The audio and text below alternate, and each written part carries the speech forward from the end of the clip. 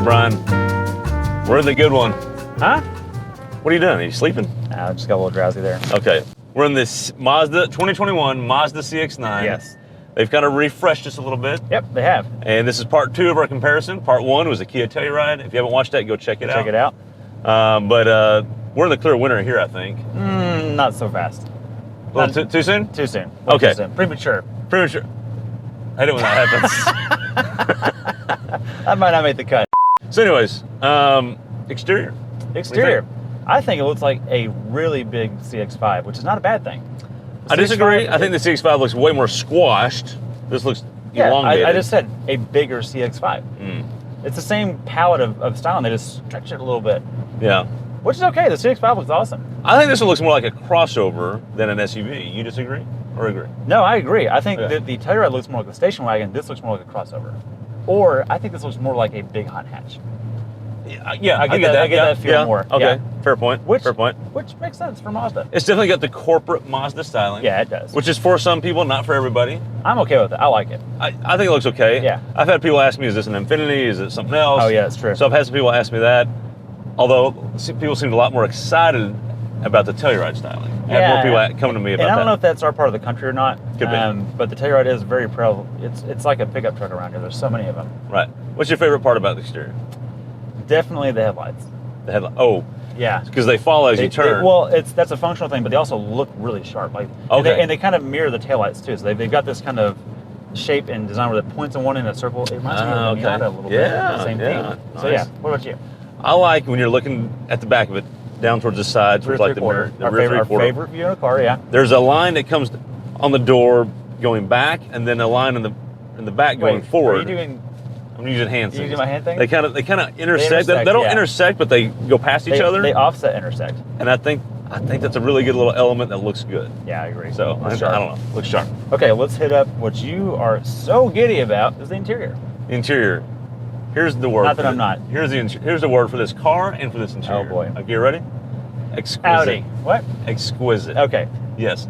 And Audi, I'm glad you said Audi. Yeah. I almost think if we were That's comparing a compliment, by the way. if we were comparing this against Audis or BMWs, the European or the German SUVs, yes, we'd probably be coming away really impressed with this thing because it would be $20,000 less than those. Oh, totally. But that's not the market this is really in. No, although I think that's what people are buying this. They're looking at those and they're ending up in this. Well, and this is what you money. and I, we preluded to this in our previous episode. We've argued about these two cars more than any other segment or review or any car we've experienced in our lifetimes.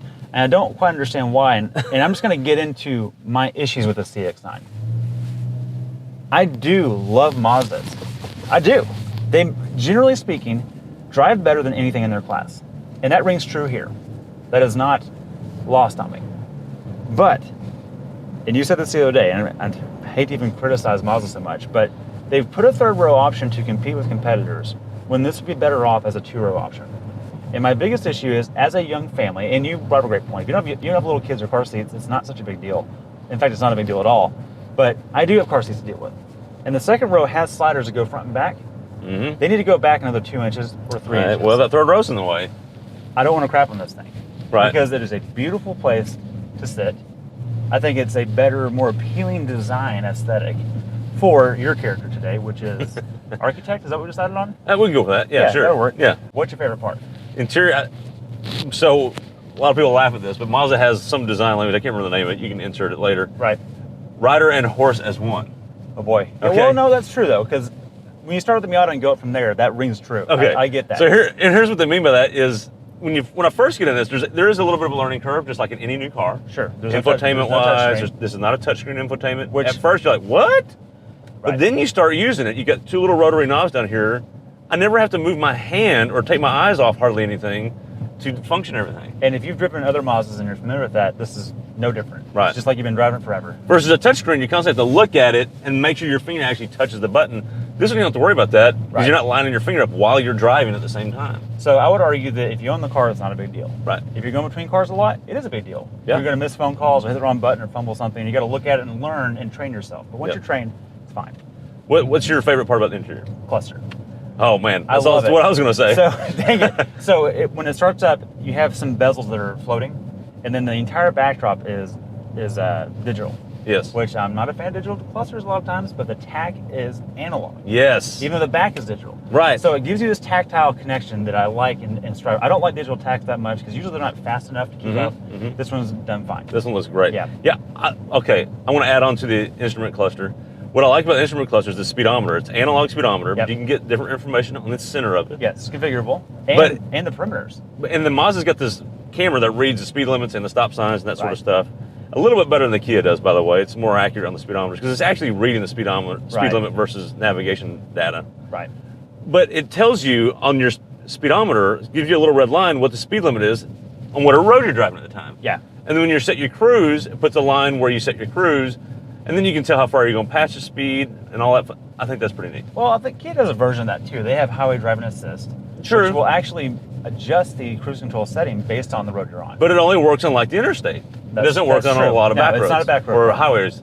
So. Which is kind of where Mazda's shine is on back roads. Right. Okay. Something else about the interior. The longer you sit in, the more comfortable I got. Okay. You had a problem with the seat.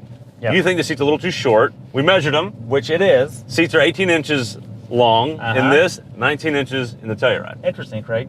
So. That inch makes all the difference, that's all I'm saying. Good point. And what I'm getting at really is that when you take a long trip on this, you get a little more fatigue on your bottom side. And I didn't. You didn't, I did, but we're different sized people. Different sized people. So that's just how it is. Yes, fair point. But that really is my biggest critique with the car. It's not noisy. I do think it has a little more road noise than the Kia, but marginally, just on course highway roads. We're going to test that in a minute. We're going to test that in a minute. And we will, in fact, check this out now.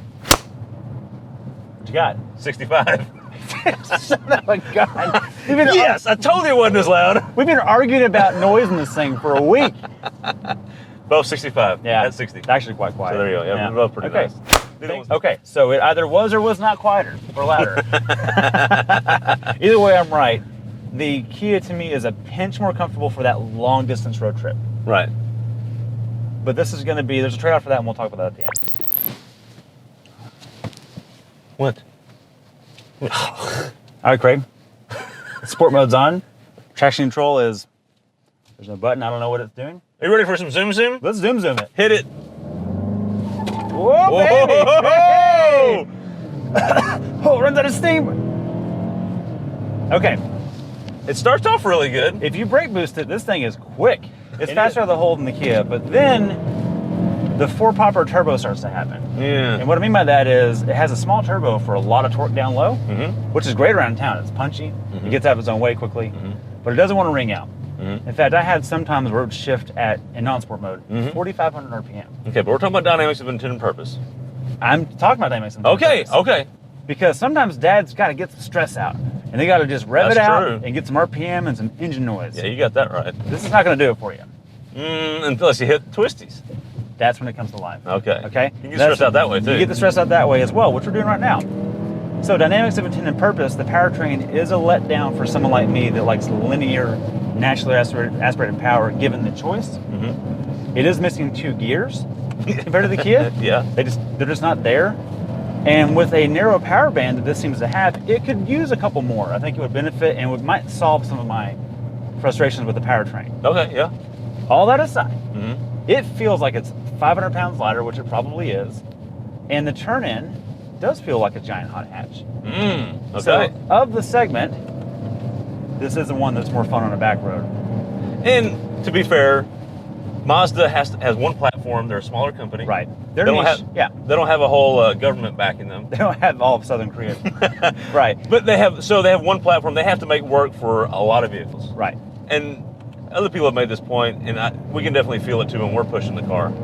This platform has been stretched to its max. Yeah, this is the limit of the platform. And like you've said, said before, Mazda had to make a 3-row because people are asking for them. Right. So they made the CX-9. They had to. Well, and they have some that's issues. it. You nailed it. Yep. The difference is Kia said, let's start from scratch and make what we think is the best 3-row crossover for this market. And, they did it. Mazda said, nailed it. We got to compete with the 3rd row. And they took what they had and made it work. They said, let's make it 3-row, let's make it Mazda. Let's make it Mazda. And they have made it Mazda. They've not compromised that. Versus just making it the best 3-row SUV. Right. And it is a better driving vehicle than the Kia. But my argument between the two, and with a young family, I'm focusing on me here. If I had to spend, this is $47,000, the Kia is $49,000. Right. I would spend the $2,000 more to get the Kia because I do have a young family, and that is important to me. And the trade-offs in the rear seat room is not enough to warrant the fun that it is to drive. And I do not disagree with you in that point if you're doing what exactly you said. If you're hauling people, more than 3 people on a consistent basis, right, do not get this. Right. But if it's just you and your... Unless you're just small. Like, I'm a big person. Good point. Like, well, but if you have small kids, it doesn't work because you have to have car seats. Okay, so there's the window. If your kids are out of car seats, then I don't think it's a problem anymore. That's a good point. Because my kids are a little older, don't have car seats. It works. And this does have to work. Or if you're a young couple and occasionally your friends go with you. Yeah, totally fine. This works great. Yeah, it's great for that. So it depends on what you're needing it for. Driving dynamics. Tell me about the flappy paddles and the little shifter thingy. If you use a shifter, if you just use paddles on its own, it won't hold gears for you. Really annoying. Really annoying. If you put it over into manual and sport, it will hold gears. And is it up or down? Does it go in the right direction? Oh, it's the right way. Down for up, up for down. Why can't car manufacturers get that? I don't understand. If you're watching this Kia or anyone else, put it in the right direction, Nissan please. does it too. Everybody does Ford it. has done it too. So many people have gotten it wrong. Yes. If you're actually on a back road, if you're upshifting, bam, power shift down. If you're trying to engine brake, oh crap, I'm leaning forward, pushing forward. That's why it's that way. I'm sure there's a more technical term behind that, but that's my logic. Okay. Hipster score. 3, 2, 1. 5.5. What'd you say? 5.5. 5.5. You don't get halves in a hipster score? Well, it has paddles. Okay, why did you get a half? For the paddles? For the paddles, yeah. Okay. The other segment doesn't have that. Okay. I'll give the Telluride a 6. Okay. You did. Because you can overland it. Yes. And the hipster interior.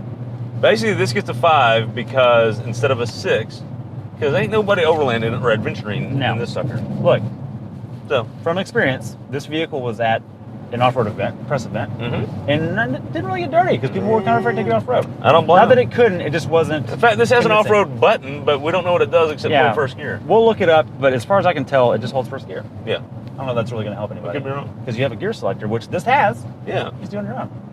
Weird. Okay. Okay. Who's this car for? This car is for the person that doesn't have small kids. Yep.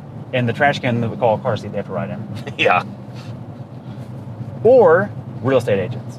Ooh. Because it has to look good, be presentable to their I customers. thought the Yukon was for real estate agents. No. This is 20 grand less than the Yukon. Oh, the real estate agent that doesn't want to spend too much money. Exactly. Or the discerning architect or someone who appreciates design because the design is good in here. Okay. Very good. What about you? I agree. I think this car is for, I told you when I first picked it up and after driving it for 10 minutes, this car is for someone that is thinking Audi, thinking BMW, but is either has a little sticker shock or is concerned about maintenance with a German car. Okay. They want that design element, they want that. The posh factor's there. They want a little bit more of the posh factor, but they're worried about reliability. They end up in this. I think that's what I can see that. When I drive it, I don't feel German in this at all, but I get the aesthetic that people are going for. Right. They go, I want an Audi, but I'm afraid of the oil changes. There you go. And they end up in this. Okay. So there you go. That's our review. With that being said, okay. Nice try. I almost thought you forgot. I got to ask you, Craig, this is a comparison. How do we wrap it? If you got to buy one today, price is not at the factor, because they cost the same virtually. Which one are you getting? For myself? You and your family, which one are you getting? You got to add it to your family. Am I driving it? Oh my God. Which one are you getting, dude? I'm buying this one. Okay, good for you, because I'm buying the Kia. Good for you. And the reason why is because my kids are in car seats. And that's a great choice. You can't go wrong with it. I think it's a better highway road trip vehicle too. Fair point. And if you don't have kids, you don't need to have car seats. This one's the one. Put this on your list. Yeah, look, if you care about driving and you don't have to deal with that much third roadness, this is the one to have. There you go. It's more fun. If you do have one of these, let us know why you got it over the other. Yeah. Because you can't buy one of these and ignore the other. Right. They're both compelling. And if you want the full story on both these cars, tune into the podcast. Oh yeah, that's right. We've started a podcast. Forgot to mention that. We're doing a weekly episode. Yep. And we've got a lot of commentary on these two, particularly in the background, so stay tuned for that. Yep. All right, thanks for watching. Take care.